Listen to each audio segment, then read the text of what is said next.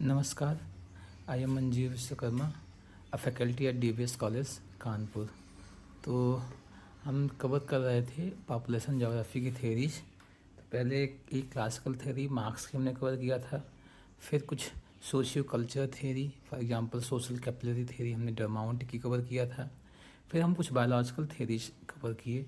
उस biological theory में density theory Michael Thomas Sadler की देखा हमने, जो बुक उन्होंने द लॉ ऑफ पॉपुलेशन में लिखा था। फिर हमने देखा था डाइट थेरी थॉमस ए डबल्डी के द्वारा, जो उन्होंने अपने एक work the true law of population पे लिखा था। फिर हमने लास्ट वीडियो में देखा था कि जोस्यू डे कॉस्ट्रो की प्रोटीन थेरी, फिर स्पेंसर की बायोलॉजिकल थेरी। तो ये सब कुछ थेरीज देखा था जो पॉपुलेशन ग्रोथ और फर्टिलिटी को डील करती थी, स्पेशली बायोलॉजिकल कंटेक्स्ट में। कैसे फर्टिलिटी इंक्रीज या डिक्रीज एक प्योरली बायोलॉजिकल प्रोसेस होता है और वे बहुत इंटीग्रल होता है टू द ह्यूमन बीइंग। तो ये चेंज होता है। आज हम लोग देखेंगे इकोनॉमिक थेरीज, कुछ इकोनॉमिक थेरीज जो बताते हैं कुछ economic determinant, for example per capita income, consumption, income, wealth, ये सब कुछ इकोनॉमिक वैल्यू ऑफ चिल्ड्रेन, ये सब कुछ इंपॉर्टेंट फैक्टर्स होते हैं जो डिटरमाइन करते हैं कि पॉपुलेशन ग्रोथ होगा या पॉपुलेशन ग्रोथ स्टेशनरी होगा, या फर्टिलिटी इंक्रीज करेगी या डिक्रीज करेगी। इस कंटेक्स्ट में सबसे पहली थेरी है रेवेस्टीन की थेरी ऑफ फर्टिलिटी डिक्लाइन। ये बताते हैं कि किसी भी सोसाइटी में जो डिसीजन होता है कि एक्स्ट्रा चाइल्ड प्रोड्यूस किया जाए या एक्स्ट्रा चाइल्ड को बर्थ दिया जाए कि ना दिया जाए, वो दो फैक्टर पर डिपेंड करता है। एक utility and usefulness of child, जो एक्स्ट्रा चाइल्ड जन्म दिया जा रहा है उसकी यूटिलिटी और यूजफुलनेस पर डिपेंड करता है। और दूसरा फैक्टर जो होता है वो डायरेक्ट और इनडायरेक्ट कॉस्ट, ये कॉस्ट जो होता है उसकी रियरिंग में, उसके अपब्रिंगिंग में जो डायरेक्ट और इनडायरेक्ट कॉस्ट लगता है उसको काउंट किया जाता है। तो रेवेस्टीन के अनुसार जो एक्स्ट्रा चाइल्ड होता है उसके यूटिलिटी और यूजफुलनेस के तीन कंपोनेंट होते हैं। एक कंजप्शन कंपोनेंट, दैट मीन्स कि जो consumption of goods and services, जो वेल्थ है उसमें वो कितना कंजप्शन करता है, मतलब किसी एक फैमिली की नेट इनकम जितनी है या नेट वेल्थ जितना है उसका कितना पोर्शन वो कंज्यूम करता है। दूसरा चीज़ वो जो चाइल्ड है वो एक प्रोडक्टिव एजेंट के फॉर्म में सोसाइटी या फैमिली में कितना प्रोडक्शन इंश्योर कर रहा है या कितना इनकम में इंक्रीज़ कर रहा है। तीसरा कंपोनेंट होता है यूजफुलनेस का, सिक्योरिटी। तो एज एजेंट ऑफ सिक्योरिटी वो उसका क्या सिग्निफिकेंस है या उसकी क्या यूटिलिटी है। तो इस प्रकार से किसी एक्स्ट्रा चाइल्ड बियरिंग की यूटिलिटी तीन कंटेक्स्ट में डिफाइन होती है। एक कंजप्शन, दूसरा प्रोडक्शन और सिक्योरिटी। एक एजेंट ऑफ कंजप्शन के फॉर्म में, दूसरा एजेंट ऑफ प्रोडक्शन के फॉर्म में, तीसरा एजेंट ऑफ सिक्योरिटी के फॉर्म में। और डायरेक्ट और इनडायरेक्ट कॉस्ट होते हैं उसकी अपब्रिंगिंग और रियरिंग में। डायरेक्ट और इनडायरेक्ट कॉस्ट क्या होते हैं कि लाइक एजुकेशन, हेल्थ हो गया, और अपब्रिंगिंग में जितने कॉस्ट आते हैं, नर्चरिंग, रेयरिंग, नर्चरिंग में उसके कितने कॉस्ट आते हैं, ये सब डायरेक्ट एंड इनडायरेक्ट कॉस्ट होता है। तो रेवेस्टीन के अनुसार ये होता है कि किसी भी सोसाइटी में जो पॉपुलेशन ग्रोथ होता है वो वही डिपेंड करता है एक बैलेंस कि उस सोसाइटी में चाइल्ड की यूटिलिटी ज़्यादा है या फिर उसका cost of. Generally traditional societies में क्या होता है, चाइल्ड की यूटिलिटी ज़्यादा होती है क्योंकि हेल्थ, एजुकेशन ये सब वेल डेवलप्ड नहीं होता है, तो यहाँ इधर कॉस्ट कम होता है। लेकिन यूटिलिटी ज़्यादा होता है क्योंकि वो एक जो एक्स्ट्रा चाइल्ड क्या करता है कि वो एक प्रोडक्शन यूनिट के फॉर्म में घर की इनकम या घर के प्रोडक्शन प्रोसेस में हेल्प कराता है, और दूसरा घर को डिफेंड भी करता है डिफरेंट सर्कमस्टांसेस में, डिफरेंट अनसर्टेन सिचुएशंस में। तो इनका यही मानना है कि एक जो सोसाइटीज़ होती हैं वो कोशिश करती हैं एक बैलेंस मेंटेन किया जाए यूज़फुलनेस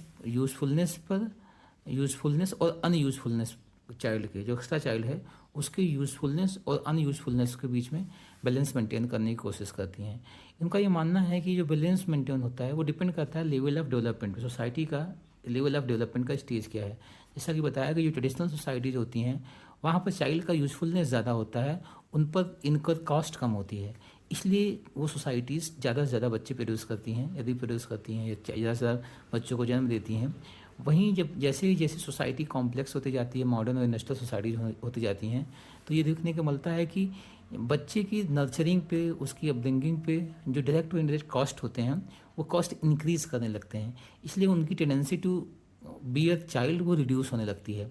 तो यही है कि इन्होंने फिर जो स्टेज ऑफ डेवलपमेंट को 3 कंटेक्स्ट में डिफाइन किया।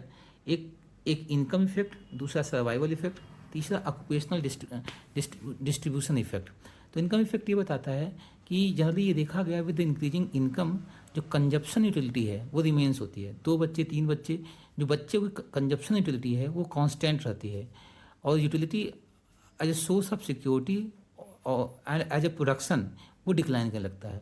अगर एक फैमिली में दो 3-4 बच्चे हैं तो सभी बच्चों की पर मतलब मार्जिनल कंजप्शन यूटिलिटी कांस्टेंट रहती है। मतलब हर एक बच्चे की कंजप्शन यूटिलिटी जो जितना वो इनकम का कंज्यूम करता है वो लगभग कांस्टेंट होता है, पर हेड लगभग सेम होता है।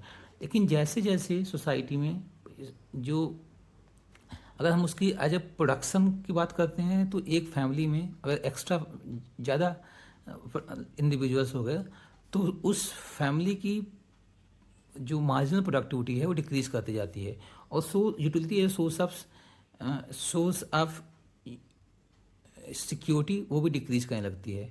और साथ ही साथ नंबर ऑफ चाइल्ड बढ़ने के साथ साथ जो एक फैमिली इनकर करती है डायरेक्ट और इनडायरेक्ट कॉस्ट में वो इंक्रीज करती जाती है। इस प्रकार से इनकम इफेक्ट एक बताता है कि जैसे जैसे इनकम बढ़ती जाती है किसी एक फैमिली में तो with increasing income choice for extra child होता है वो डिक्लाइन करने लगती है। तो एक कंटेक्स्ट है। दूसरा सर्वाइवल इफेक्ट। जनरली क्या होता है कि जो ट्रेडिशनल सोसाइटीज़ होती हैं या ट्राइबल या जो ट्रेडिशनल सोसाइटीज़ होती हैं वहाँ पर सर्वाइवल इफेक्ट मतलब होता है जो चाइल्ड को बियर किया जा रहा है, जो बर्थ दिया जा रहा है, वो चाइल्ड कितने साल तक जीवित रहता है। क्योंकि ट्रेडिशनल सोसाइटीज़ में जो मीन्स ऑफ हेल्थ हो गया, एजुकेशन हो गया, न्यूट्रिशन हो गया, ये सब कम होते हैं, तो वहाँ पर सर्वाइवल रेट कम होता है। तो इस कंटेक्स्ट में भी देखा जाता है कि सोसाइटीज़ ज़्यादा बच्चे पैदा करती हैं, बच्चे पैदा करने की टेंडेंसी सोसाइटीज़ में ज़्यादा होती हैं। वहीं जैसे जैसे सर्वाइवल के चांसेस बढ़ने लगते हैं तो सोसाइटीज़ में जो फर्टिलिटी रेट है वो डिक्लाइन करने लगती है। तो इस कंटेक्स्ट में इन्होंने और ऑक्यूपेशनल डिस्ट्रीब्यूशन इफेक्ट जो कौन कौन से काम मीन्स जो ऑक्यूपेशनल स्ट्रक्चर है सोसाइटी में कैसा है।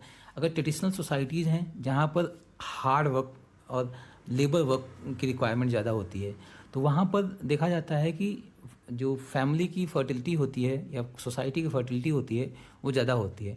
जैसे जैसे ऑक्यूपेशनल का स्पेशलाइजेशन होता है, डिवीजन ऑफ लेबर होता है, कंसेप्ट ऑफ स्पेशलाइजेशन इंट्रोड्यूस होता है और यूज ऑफ टेक्नोलॉजी होती है, तो डिमांड फॉर लेबर डिक्रीज हो जाती है प्रोडक्शन मार्केट में। इसलिए टेंडेंस जैसे जैसे कॉम्प्लेक्स सोसाइटी होती है, इंडस्ट्रियल सोसाइटी होती है, तो demand for the labour reduce होती जाती है, इसलिए भी फर्टिलिटी डिक्लाइन करने लगती है। तो ये 3 इफेक्ट की बात किया इन्होंने। एक इनकम इफेक्ट कि विद इंक्रीजिंग इनकम में देखा जाता है जो कंजप्शन यूटिलिटी होती है वो कांस्टेंट रहती है, और utility as a source of security और एज ए प्रोडक्शन एजेंट वो डिक्लाइन कर लगती है। और साथ ही साथ ये देखने को मिलता है with the increasing number of people in the family direct और इनडायरेक्ट कॉस्ट जो होते हैं वो इंक्रीज करने लगते हैं। इस कंटेक्स्ट में यही होता है कि फैमिलीज़ एक्स्ट्रा चाइल्ड बियर करने की चॉइस, जो फैमिलीज़ में एक्स्ट्रा चाइल्ड बियर करने की चॉइस होती है वो डिक्लाइन करने लगती है। सर्वाइवल इफेक्ट होता है ट्रेडिशनल सोसाइटीज़ में, क्योंकि सर्वाइवल रेट कम होता है इसलिए ज़्यादा से ज़्यादा बच्चे प्रोड्यूस किए जाते हैं।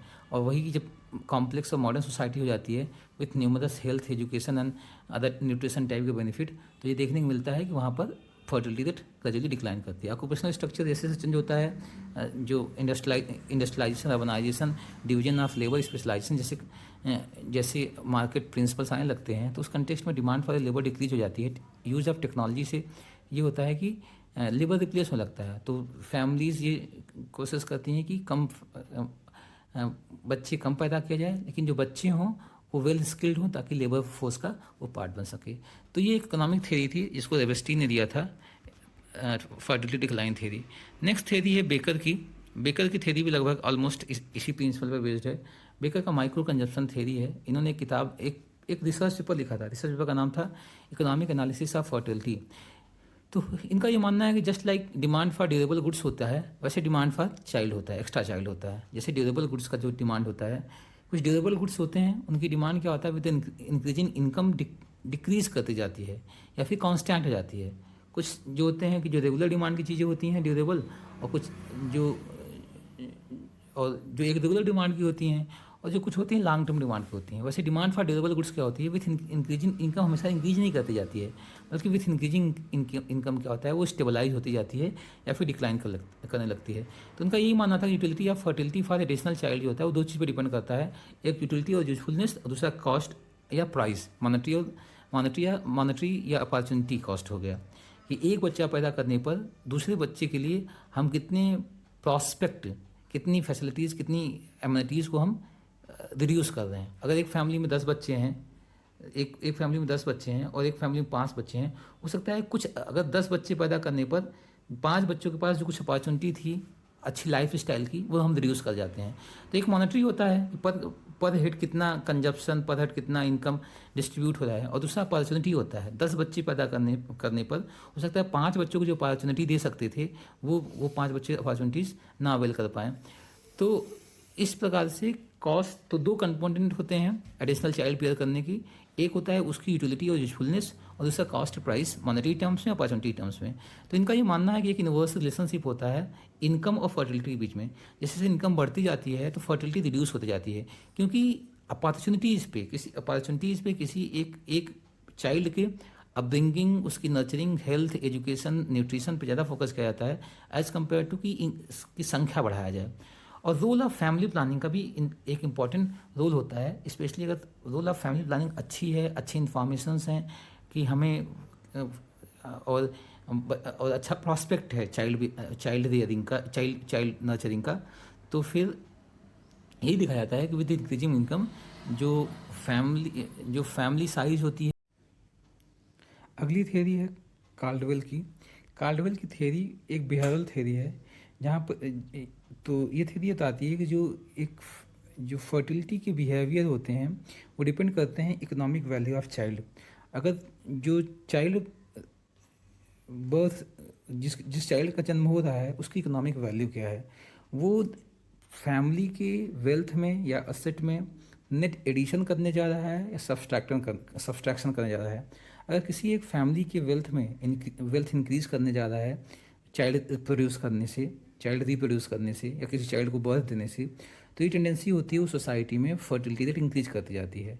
अगर ये होता है कि एक्स्ट्रा चाइल्ड प्रोड्यूस करने से जो फैमिली असेट है या फैमिली वेल्थ है वो रिड्यूस हो रही है, तो वो चाइल्ड जस्ट बर्डन होता है, इकोनॉमिक सिग्निफिकेंस का नहीं होता है। तो जब इकोनॉमिक सिग्निफिकेंस का नहीं होता है तो ऐसी सोसाइटीज़ में देखने की टेंडेंसी मिलती है कि वहाँ पर फर्टिलिटी रेट डिक्लाइन करती है। तो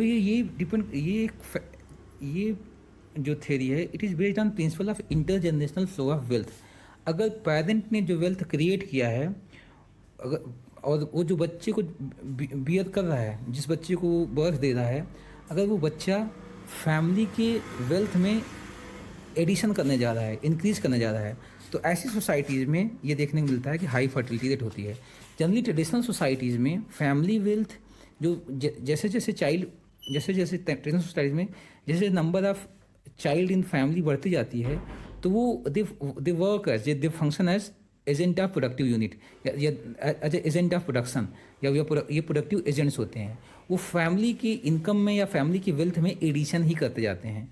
जैसे जैसे मॉडर्न सोसाइटीज़ होती जाती हैं तो ये चांस या tendency to be more productive ये डिक्रीज करता जाता है पर हेड, जो विद इंक्रीजिंग जनरेशन या विद सक्सेसफुल जनरेशन, तो जो वेल्थ का एकुमुलेशन वो कम होता जाता है, रिड्यूस होता जाता है।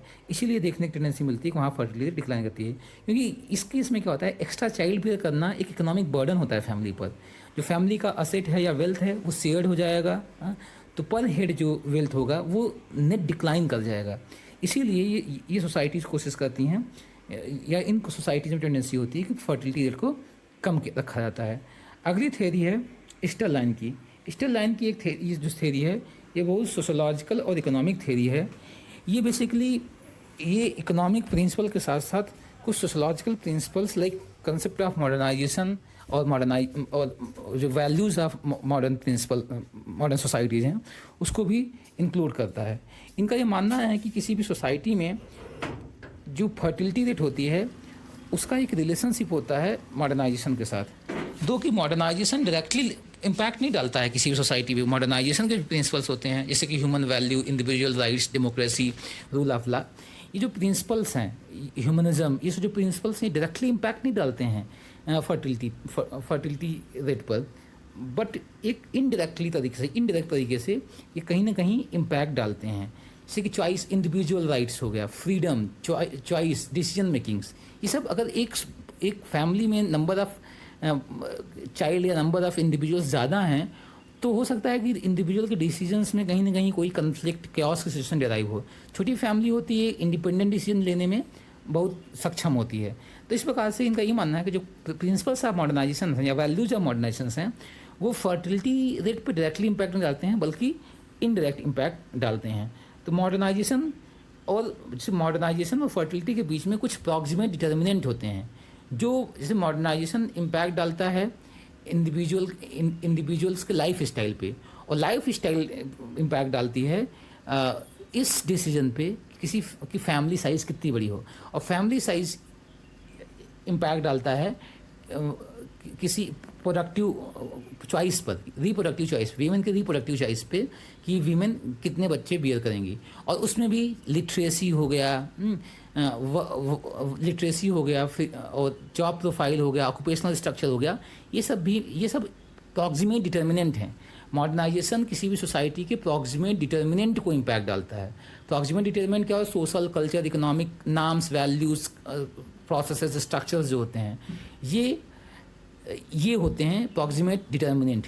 और ये प्रॉक्सिमेट डिटर्मिनेंट फिर क्या होता है कि वो चॉइस फॉर फर्टिलिटी या फिर फर्टिलिटी रेट को इम्पैक्ट डालते हैं। इस प्रकार का मॉडर्नाइजेशन एक आइडियोलॉजिकल या सोशोलॉजिकल कंसेप्ट है जिसमें जो प्रॉक्सिमेट डिटर्मिनेंट, सोशल, इकोनॉमिक जो एलिमेंट होते हैं कि सोसाइटी के, सोशल, इकोनॉमिक, कल्चर, रिलीजियस, ये जो एलिमेंट हैं इनको इम्पैक्ट डालता है। सोसाइटीज़ बहुत प्रोग्रेसिव हो जाती हैं, इंडिविजुअलिस्टिक हो जाती हैं। जो इकोनॉमी होता है उसमें डिवीजन ऑफ लेबर हो जाता है, स्पेशलाइजेशन हो जाता है, sectors of economies well developed हो जाते हैं।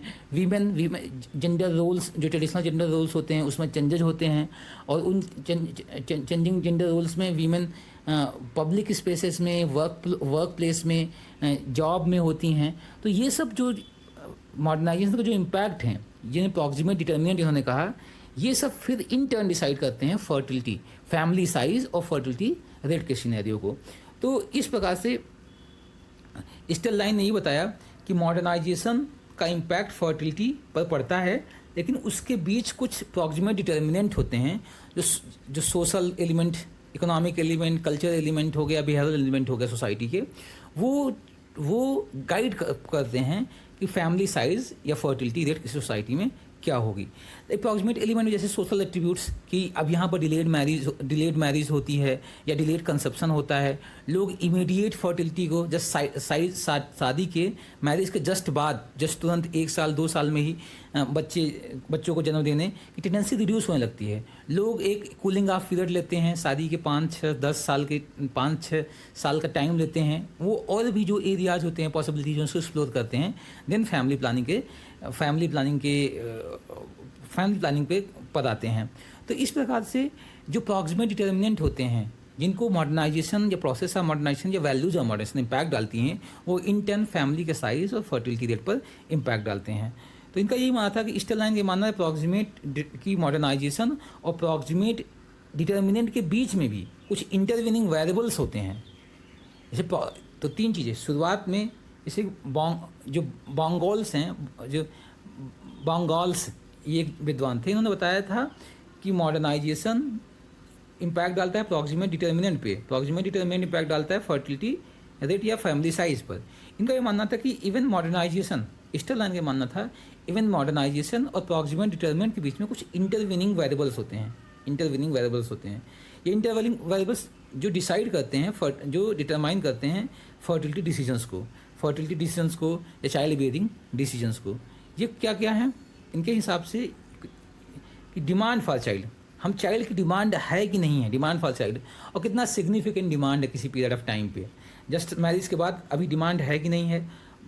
तो डिमांड फॉर, तो supply of child supply depend करता है कि कि वो रिप्रोडक्टिव एज है कि नहीं है, जहाँ पर वीमेन चाइल्ड बेयर कर सकती हैं, नहीं कर सकती हैं। इवन और भी एरियाज़ होते हैं, फॉर एग्जांपल कुछ सोसाइटीज़ में एडॉप्टेशन के नाम्स होते हैं, आप एडॉप्ट भी कर सकते हैं। तो सप्लाई ऑफ चाइल्ड की सप्लाई कहाँ से हो सकती है, या फिर कोई माँ, एक बायोलॉजिकल माँ ही, कोई माँ शादी के बाद जस्ट यही हो कि हस्बैंड और वाइफ में वाइफ बियर ही करे, या फिर other means of supply of child है एडॉप्टेशन से के जरिए। इसके अलावा एक्चुअल फैमिली साइज़ क्या होनी चाहिए, वो इंडिविजुअल या वो कपल क्या डिसाइड करते हैं। तो ये सब कुछ इंटरवीनिंग वेरिएबल्स होते हैं जो बिहेवियरल डिसीजन मेकिंग में, specially in context of child bearing, individuals की डिसीजन मेकिंग्स को गाइड करते हैं।